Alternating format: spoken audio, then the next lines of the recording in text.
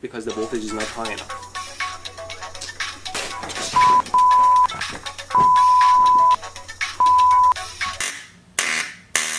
Wow, this is wild. You can see how far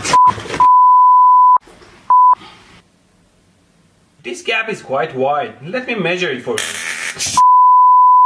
Some toothpaste and you're ready to go.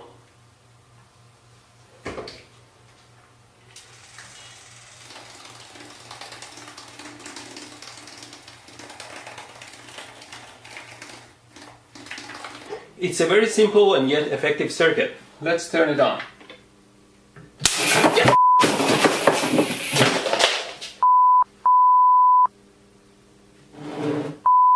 The skin here is quite sensitive to temperature and you can tell the temperature quite accurately.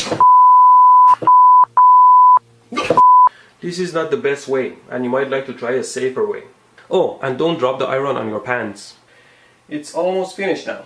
Just need another piece of wire. What did I do? What the f*** did you do? I'm fine, thanks. Idiot. What? The tip of the gun here simulates a human finger. Always be careful with your tools.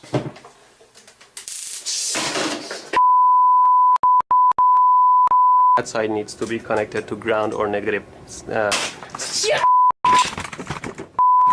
It doesn't give me an electrical shock when I do it with my finger. Ow! Ow! But it burns my skin into a charcoal. I made this simple circuit and I'll plug it in. Now the circuit is hot and the voltage is on the...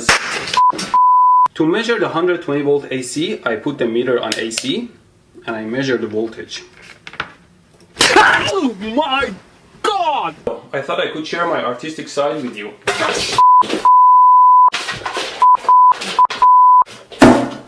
The screw part can break off the glass part and gets stuck in the fixture. Just make sure you don't cut your fingers and take the screw part out. Tighten these nuts here. Always be careful not to short your car battery. Now I connected these cables to the battery and all I want to do is to pass them under the... If I can just pass these cables under the table here.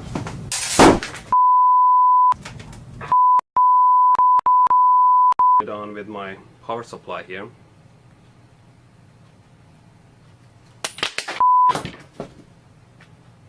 Well, it's always safer not to work with live loose wire, so instead I'm using these alligator clips here. I put the bullet in and turn the power supply on so you can see what's going on. There you go, you saw what happened. See how the waveform changes.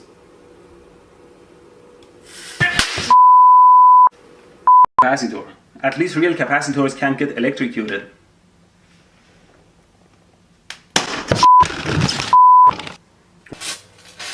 Why doesn't it hurt? What kind of sorcery is this? Did it decide not to hurt? Ow!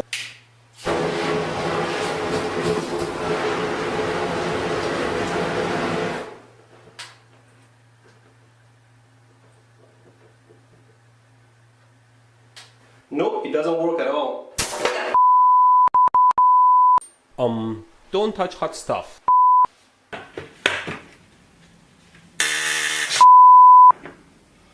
You should know better not to get too close to high voltage. Now, the string still doesn't turn on. Now I'll use the taser. Ow! As I mentioned in my other video, a power supply like this one that can generate 70 amps doesn't necessarily hurt you at all if the voltage is set very low. Observe. No! Who the hell set this to 25 volts? Now let's reduce the voltage level and increase the frequency all the way to 60 Hz. I shock my ass sitting on these live wires. Always clean up the lab, otherwise something will bite you in the ass.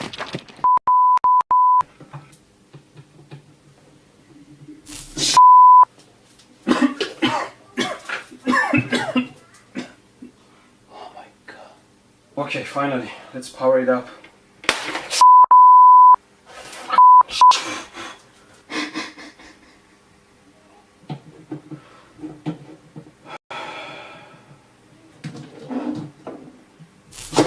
Here's the power supply at 4 volts, and I'm going to connect this thin wire to it, and you can see how the wire melts and burns under.